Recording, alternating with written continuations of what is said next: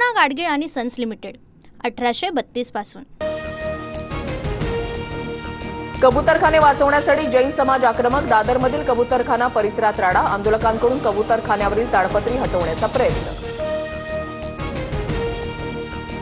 दादरमधील कबूतरखान्याजवळ जैन समाजाचे आंदोलक आणि पोलिसांमध्ये काही वेळ झटापट। नागरिकांनी शांतता राखावी, कायदा हातात घेऊ नये, मंत्री मंगलप्रभात लोढा यांचं आवाहन।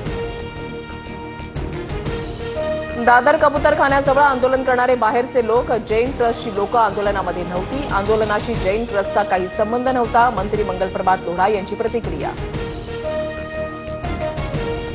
वनतारा व्यवस्थापनाच्या वरिष्ठ अधिकाऱ्यांसोबत मुख्यमंत्री फडणवीसांची चर्चा। महादेवी हत्तीण नांदणीमध्ये पुन्हा आणण्यासाठी सरकार याचिका करणार। महाराष्ट्र सरकारच्या याचिकेमध्ये वनताराही सहभागी होणार। बेस्टच्या महाव्यवस्थापक पदावरून फडणवीस आणि शिंदेंच्या खात्यांमध्ये जुंपली। बेस्टचा अतिरिक्त कार्यभार शिंदेंनी अश्विनी जोशींकडे दिला, तर फडणवीसांच्या खात्याकडून आशिष शर्मांची त्याच पदावर नेमणूक। उपमुख्यमंत्री एकनाथ शिंदे दिल्ली दौऱ्यावर। एकनाथ शिंदे पंतप्रधान नरेंद्र मोदी आणि केंद्रीय गृहमंत्री अमित शहा यांची भेट घेणार। आठवड्यात दुसऱ्यांदा शिंदे दिल्ली दौऱ्यावर असल्यानं चर्चांना उधाण। एकनाथ शिंदे सेटिंग मास्टर, काही सेटिंग करण्यासाठी दिल्लीमध्ये आले असतील। संजय राऊतांचा हल्लाबोल, तर शिंदेंच्या पक्षाचे प्रमुख दिल्लीमध्ये बसतात राऊतांचा टोला। उद्धव ठाकरे 3 दिवसांच्या दिल्ली दौऱ्यासाठी मुंबईतून रवाना। ठाकरे उद्या इंडिया आघाडीच्या बैठकीमध्ये सहभागी होणार। दरम्यान गांधी परिवाराकडे ठाकरे स्नेहभोजनासाठीही जाणार। मवियाच्या खासदारांना आज शरद पवारांच्या निवासस्थानी स्नेहभोजनाचं निमंत्रण। स्नेहभोजनाला उद्धव ठाकरे उपस्थित राहणार। उद्धव ठाकरे महाविकास आघाडीच्या खासदारांसोबत संवाद साधण्याची शक्यता। बच्चू कडू यांनी घेतली राज ठाकरेंची भेट। भेटीवेळी मनसेचे बाळा नांदगावकरही उपस्थित। बच्चू कडूंकडून मराठवाड्यामधल्या शेतकरी यात्रेचं राज ठाकरेंना निमंत्रण।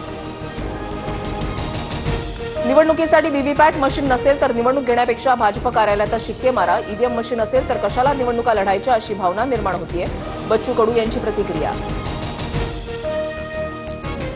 आरती साठेंच्या नियुक्तीशी भाजपचा संबंध नाही, भाजप प्रवक्ते केशव उपाध्यायांची प्रतिक्रिया। तर केशव उपाध्ये यांच्याकडून न्यायमूर्ती बहरुल इस्लाम यांच्या नियुक्तीचं उदाहरण।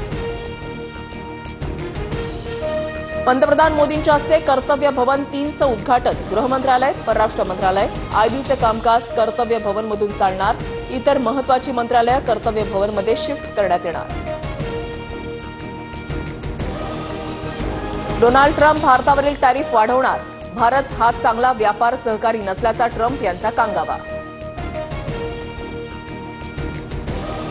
अमेरिकेमध्ये अदानींच्या विरुद्ध सुरू असलेल्या चौकशीमुळे पंतप्रधान मोदींचे हात बांधलेले, त्यामुळे मोदी ट्रम्प यांच्या धमक्यांच्या विरोधात उभे राहू शकत नाहीत। राहुल गांधींची मोदींवर टीका। आरबीआयकडून पतधोरण जाहीर। रेपो रेट 5.5% कायम। रेपो रेटमध्ये बदल न झाल्यामुळे गृहकर्ज, वाहन कर्जाच्या हप्त्यात कोणताही बदल होणार नसल्याची माहिती। यवतमाळमधील 49,000हून अधिक लाडक्या बहिणींच्या चौकशीचे आदेश। 49,735 महिलांचे खात्यामधील व्यवहार थांबवले। अनेक महिलांनी लाडकी बहीण योजनेचा गैरफायदा घेतल्याचा संशय।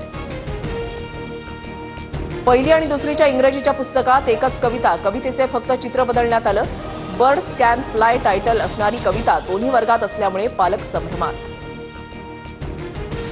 पुणे महानगरपालिका आयुक्तांच्या बंगल्यातून महागड्या वस्तू गायब। 24 तास सुरक्षा असताना सुद्धा बंगल्यातील साहित्य गायब। गायब झालेल्या इतर वस्तूंसाठी 20 लाखांची निविदा काढल्याची माहिती।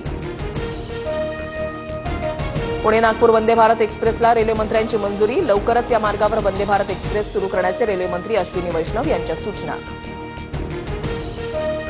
साताऱ्यामधल्या कास पठारावर फुलांचा हंगाम सुरू होण्यापूर्वीच फुलांचा बहर। कास पठारावर चवर जातीची फुलं उमलण्यास सुरुवात।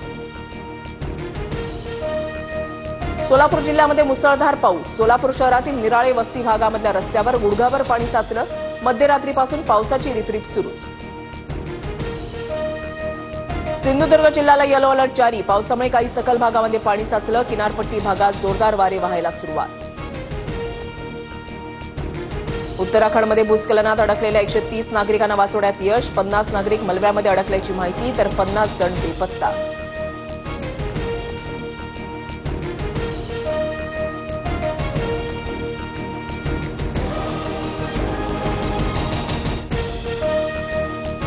गाडगीळ आणि सन्स लिमिटेड 1832 पासून।